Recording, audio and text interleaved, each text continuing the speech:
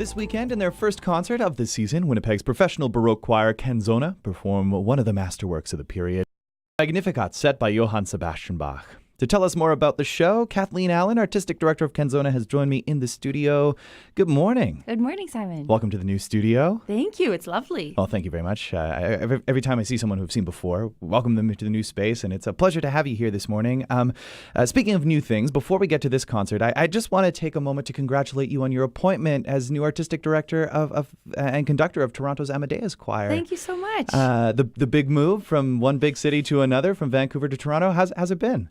We love it. Yeah? We love it. Miss the weather, but it's wonderful, and some wonderful community of musicians, and both my husband and I are really happy there. So. Oh, I mean, I think it just shows how talented and in demand you are, and how lucky we are to have you here in Winnipeg with Canzona.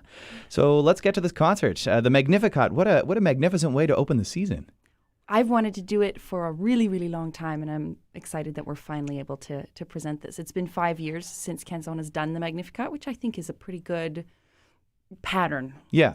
A good break. It keeps it fresh. It keeps it exciting. And to see it on a program is, well, it's one that draws the eye, to say the least. So before we get to this great music and the music of Johann Sebastian Bach, I want to begin by talking about the text, one of the most often set sacred texts, one of the earliest Marian hymns. What can you tell us about it? It's a beautiful text and an ancient text. It's used for the Vespers service traditionally. And almost every composer worth their salt has set this text. So the Bach setting is not really revolutionary. There had already been 5 voice settings. One of the interesting things about this piece among Bach's works is that it uses a 5-part choir, 2 soprano parts, notably kind of putting the weight on the female voices there, the upper voices. And that had already been done by Kuhnau and Samuel Scheidt, I believe. Many composers had tried their hand at this, and it really brings to life this Song of Mary, is what it is. You mentioned it's everyone worth their salt has kind of set this text. And I mean, it goes right back to Monteverdi and into the Renaissance Baroque, and then right up to Pärt and John Rutter and right up to the present day. So you mentioned it wasn't necessarily revolutionary, but what is special about this music then of Johann Sebastian Bach? It is one of his largest works. It was the largest work he had written to date. When he composed this setting of the Magnificat in 1723. So it was a big step for him, and he had just started a new job, and I can relate to that. Yeah, very real. And I think this was really his chance to make his mark in Leipzig. He had just moved there to take up the position of the Thomas Kantor, and this was sort of his way to really show what he could do. Now, at the same time, he honored his predecessor Kuhnau, by setting some of the same texts as interpolations to the Magnificat, these little hymns that insert in between the Magnificat movements to highlight the Christmas story. And that was sort of an homage to his predecessor, using the same texts that he had set. Okay, so Chris Wolf, the music director here at the station and host of the Diamond Lane, and I were having this conversation, and I'm hoping you can clarify this for us.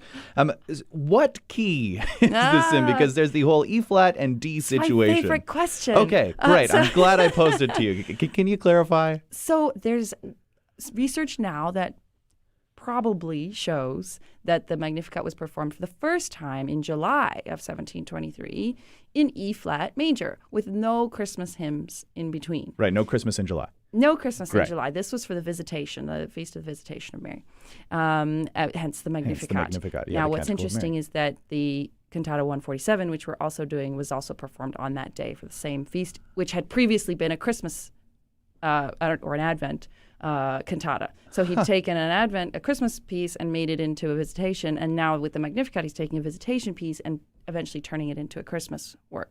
So when he added those hymns, and for the Christmas work later that year, on Christmas Day, 1723, he moved it down a semitone and added those Christmas hymns. I think it's because the trumpets played better in D. than they did in E that's flat. exactly what Chris said. He's like, the brass are there, the trumpets are there. It's probably the D for Christmas in the Advent season because they didn't have a lot of buttons back then. Yeah, no, not so much. Not at all. I didn't realize all the connections between this work and the second work on the program, the cantata number 147, which of course famously features that chorale that people might have heard before, right? Yes, you may know it as Jesu Joy of Man's Desiring, and that's because a woman named Myra Hess took this chorale that Bach had set and the famous accompaniment to that chorale tune that Bach had composed and turned it into a piano piece in the 19th century that became kind of a staple of everyone who was learning to play the piano. And then there's been many, many other versions.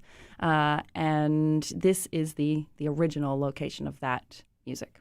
So they pair very nicely in terms of their storylines and how they overlap in terms of their original performances and concerts. What about musically? Can you find any other parallels between the two? Well, yes, but also they're kind of a breath of fresh air. The cantata is in German and has a lot of recitative. There's a lot of storytelling about Mary going to visit Elizabeth.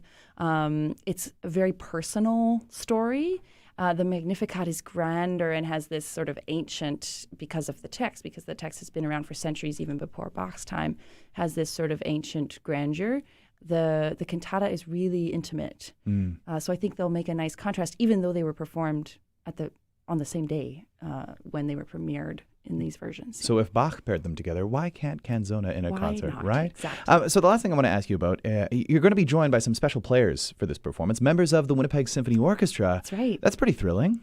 It is. It's really exciting. We haven't worked with them since 2 years ago, and it's always an absolute pleasure. We had our first orchestra rehearsal last night. How'd it go? Carl Stobie is playing concertmaster and has a beautiful solo, which is in partnership with a soprano aria in the cantata. It went really well. Oh, yeah, that's wonderful. It's going to be a great show. How big is the ensemble of players? About 26 players, I think. That's a substantial size. It is, and we're actually having to bring in extra platforms at Crescent Fort Rouge to fit them all. Well, that is really great. So the concert is on Sunday at Crescent Fort Rouge United Church. It's at 2 p.m., which means I know people listening are thinking, hold on, there's a big game. We here in Winnipeg have been waiting a long time for this opportunity. Maybe this is the year. I'm not going to jinx it. So the Grey Cup kickoff is at 5 p.m. I understand you guys are doing a little bit of embracing the Bombers in the Grey Cup? Absolutely. The concert's at 2. It's going to be over by 3:30. Tons of time to get to wherever you want to watch the game. And we're going to do a little draw. So if you come to our concert wearing blue and gold or any Bombers gear, you're going to be entered to win tickets to our next show. Oh, man, that is great. I hope so. It's really wonderful. It's going to make for a very interesting crowd. Listening to some music of the Advent season with those added inserts, because that's the version you're going to be doing while also cheering on the Bombers in a way. It's the perfect afternoon, Bach and Bombers. There you go. Only here in Winnipeg. Kathleen, thanks so much for coming by this morning. Thank you for having me, Simon. Kathleen Allan, Artistic Director of Canzona. You can see her leading Canzona and the Winnipeg Symphony Orchestra in a performance of Johann Sebastian Bach's Magnificat this weekend, as you just heard, Sunday, 2 p.m. at Crescent Fort Rouge United Church. For details, you can visit canzona.ca or classic107.com while we hear the Sinfonia Magnificat.